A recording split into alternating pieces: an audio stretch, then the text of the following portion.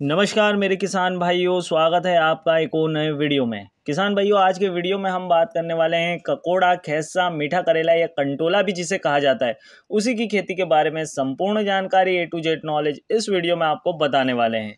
किसान भाइयों, किस प्रकार की जलवायु में इसकी खेती की जा सकती है, खेत की तैयारी कैसे करना है, किस प्रकार की भूमि में आप इसकी खेती कर सकते हैं, किस प्रकार से खाद देना है, कब कब खाद देना है, कितना खाद देना है, किस प्रकार से स्प्रे का शेड्यूल रखिए, कौन कौन सी टॉप की वेराइटियाँ हैं, सब कुछ इस छोटे से वीडियो में बताने वाले हैं। इसलिए हमारे चैनल किसान भाई को सब्सक्राइब जरूर कर ले ताकि आपको इसी प्रकार के वीडियोस, छोटे छोटे वीडियोस में संपूर्ण जानकारी वाले वीडियोस आपको मिलते रहे।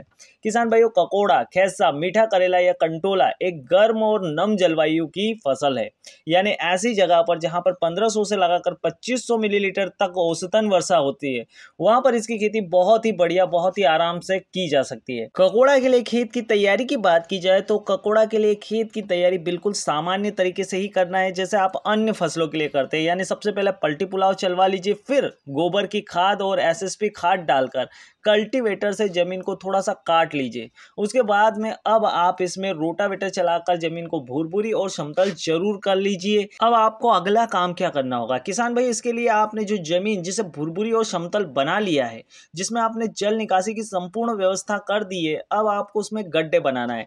किसान भाइयों, ये गड्ढे 1 फीट चौड़े और 1 फुट गहरे होने चाहिए। इन गड्ढों में आपको 2 किलोग्राम कंपोस्ट खाद, 30 ग्राम यूरिया, 100 ग्राम सिंगल सुपर फास्फेट, 20 ग्राम MOP डालकर और 10 ग्राम इंसेक्टिसाइड यानी कीड़े मारने की दवाई का छिड़काव करके आप इसे 2 से 4 दिन के लिए सूखने के लिए छोड़ दीजिए।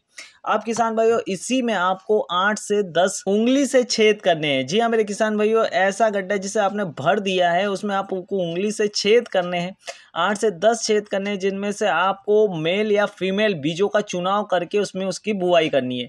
आप अगर 10 गड्ढे कर रहे हैं उस गड्ढे के अंदर छोटे छोटे उंगलियों से, तो अब आपको 8 गड्ढों में फीमेल का बुआई करना है और 2 गड्ढों में आपको मेल प्लांट की बुआई करना है। किसान भाई, इसके कंद भी लगाए जाते हैं, बीज भी लगाए जाते हैं। अगर आप बीज लगा रहे हैं या कंद लगा रहे हैं तो आपको सावधानी रखनी है कि आपका रेशो 8/2 का ही बने। किसान भाइयों, आप बात कर लेते हैं टॉप की किस्मों की। सबसे पहले RMD 1, ये बहुत ही बढ़िया किस्म है। इसके साथ ही इंदिरा ककोड़ा, अंबिका 12-1, 12-2 और 12-3, 3-3 वेराइटी आती है अंबिका की। तो ये सारी जितनी भी वेराइटी हमने आपको बताई है, चाहे वो RMD 1 हो, इंदिरा ककोड़ा हो, अंबिका 12-1, 12-2 या 12-3 हो, ये सारी हाइब्रिड वेराइटियां हैं और इनका उत्पादन बहुत ही बढ़िया होता है। साथ ही साथ ककोड़ा भी अच्छा बनता है। किसान भाइयों, अब हम बात कर लेते हैं कि इसमें फूल आना कब शुरू होंगे। किसान भाइयों, ककोड़ा की फसल में 60 से 70 दिन में फूल आना शुरू हो जाते हैं। जी हाँ मेरे किसान भाइयों, फूल उन्हीं में आते हैं जिनमें फल बनने वाले हों, और वो फल बनते हैं हमारी फीमेल वाले जो पौधे होते हैं उसमें।